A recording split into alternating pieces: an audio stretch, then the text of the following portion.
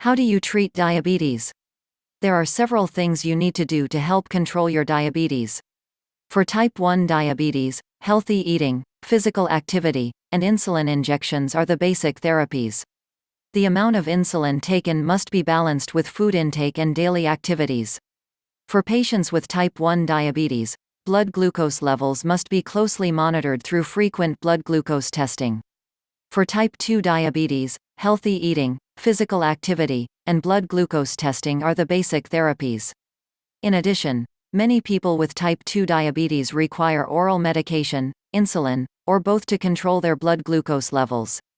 Some of the oral medications work by stimulating your pancreas to make more insulin, keys. Other oral medicines work to make the rusty locks start working again. In a sense, they are kind of like WD-40 for the rusty locks on the cells. It fixes the lock on the cells so the insulin, keys, can open the cell to allow the glucose, fuel, inside. Once the glucose, fuel, is allowed inside the cells, your blood sugar levels will drop back down to normal. What medicine am I going to have to take for my diabetes? There are many different types of medications that your doctor may prescribe for diabetes. However, these prescriptions can cause certain nutritional deficiencies that may increase your risk for chronic degenerative diseases. The main classes of diabetic medications include sulfonylureas, biguanides, and thiazolidinediones.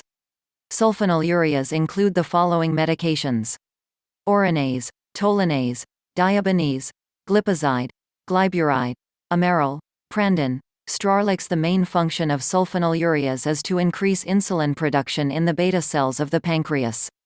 Sulfonylureas can interfere with the body's normal metabolism of coenzyme Q10. Because CoQ10 is necessary to make energy in all tissues of the body, this effect may decrease your body's natural ability to utilize or burn up sugars, and may even reduce the ability of the pancreas to produce insulin over time. Biguanides include the following medications: glucophage, metformin; glucovance, metformin plus glyburide. The main functions of biguanides are to lower the production of glucose by the liver, thereby reducing blood glucose levels. Your doctor may prescribe this type of medicine in combination with sulfonylureas, insulin, or a class of drugs known as thiazolidinediones. Unfortunately, biguanides have been shown to deplete vitamin B12, folic acid and coenzyme Q10, CoQ10. A few of the problems which may arise from deficiencies of folate and vitamin B12 include the following: heart disease, stroke, anemia, arthritis, joint pain, muscle pain, and neuropathies, nerve damage.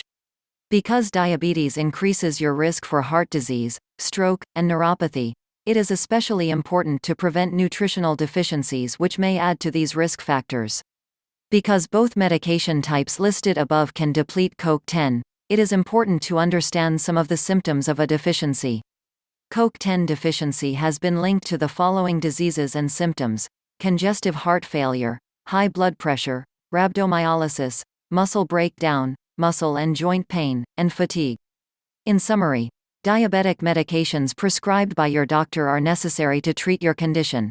However, you should also be aware that the long-term potential nutritional side effects may be just as big a risk factor for your health as the disease you set out to treat in the first place. If you need to know more about diabetes, click link in the description to find out.